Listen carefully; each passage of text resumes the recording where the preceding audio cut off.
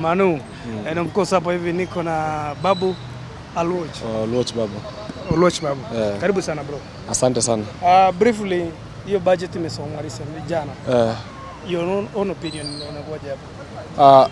Budget ya jana opinion yangu, umejua mimi mwanzo kama a very senior comrade of the nation. Na kitu ya pili, as a beloved party of the fourth estate, I cannot be satisfied with the budget, because if you confirm the budget, that is in figures, it is 1.1 trillion Kenyan shillings, and the government through the cabinet secretary for treasury is saying that the national treasury support to borrow locally, that is 985 billion Kenyan shillings.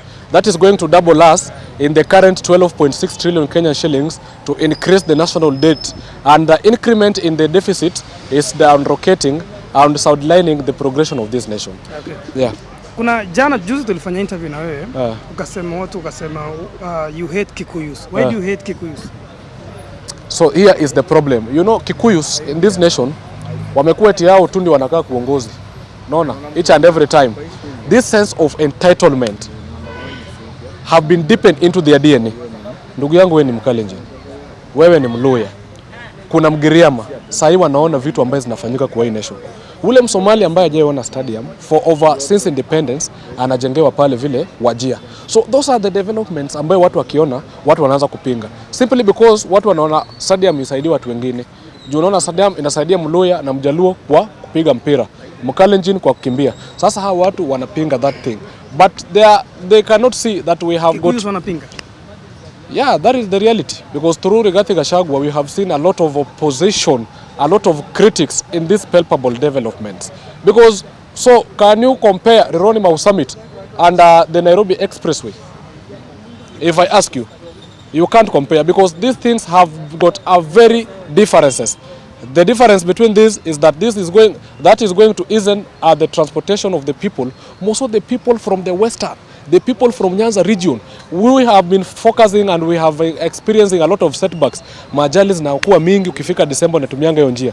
Watu jam iko mingi sana. Lakini sasa kama Ronimau Summit inaenda kutengenezwa, hawa watu watapata ile inaenda ku ease the way of transportation of these people. Kitu ya pili, tunaona hii expressway these people are bragging themselves that Uhuru Kenyatta constructed expressway, in which nation we found a people at the beloved party of the fourth estate paying for road to pass. Watu wanalipa toll ili ndio watumie njia ya expressway, 60 per transportation ukipitia. So that is something that we as the people of Kenya, we want to kukata hiyo mambo ya kunyanyasa wa Kenya. Kila mtu akona free to gain through infrastructure, transportation bila kulipishwa. Unajaribu kusema Mount Kenya wanataka tu development iende Mount Kenya. Inataka tuende Mount Kenya. Tribes zingine ziachwe nyuma. Compare the development of infrastructure in their region and compare the development infrastructure even in the Rift Valley and Nyanza region. You will see in the Nyanza region and Rift Valley region is totally incoherent. So we want leadership that adhere to Article 10 of the Constitution.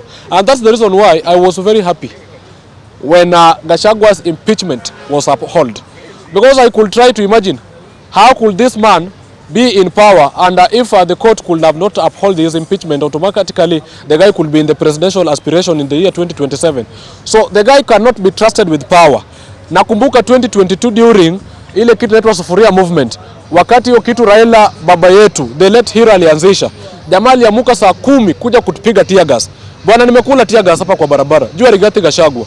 Wengine wamepigwa marisasi kama ndugu yangu Otieno Logistic. But hizo vitu Rigathi yaoni. Sasa hii yeye juu ameshatolewa kwa power, yeye anatuambia mwanzo anatumia majezu to spread fake rumors and fake propaganda due to this government. Nakumbuka wakati alikuwa kwa power. Sasa hiyo sense yake can only be working on through the Mathare mental checkup, because the people who are running brain basarkness cannot give us or cannot coerce us into any direction that ambaye hizi tusaidia. Ukimalizia hiyo part umeisema. People say without Mount Kenya, you cannot be the president of Kenya. Is it true? It can't be true, my brother. I want to ask you one question, and I will agree with women rep Fatuma Zamzam. Zamzam, women rep from Mombasa, give us a clear indication. How comes Somali people or Agiriama people, Muslim brothers, who have been practicing polygamy, person marrying even 5 wives has since independence, our watu wana practice polygamy, having the demographic population in the region have been sidelined, have been compromised. How comes na mtu ambaye anaoa bibi moja eti population yake ni mingi? But the reality to be said, facts never lie. The people who have the highest population in this nation are lawyers, and these people doesn't want the truth because they think that this nation have become their business arena, so that they can just coerce how they want, so that they protect their premises and the stolen and grab land that they are owning currently. We want that sense of entitlement, this sense of comicality to come into a revelation of end.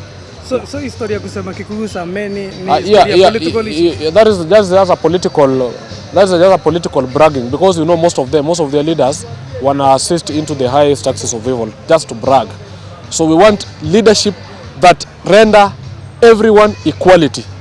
Kila mtu ambaye ana nini, si ati akuja aanze kusema eti it is Kalonzo na aanze kumwambia sasa Kalonzo mimi ndo nilikusaidia wewe chukua shares mingi. That can't happen. If it is that, then the 50 million that is supposed to be given through him through the Senate, atumie 50 million apatie kila Mkenya milioni moja ili wampigie kura ikifika 2027.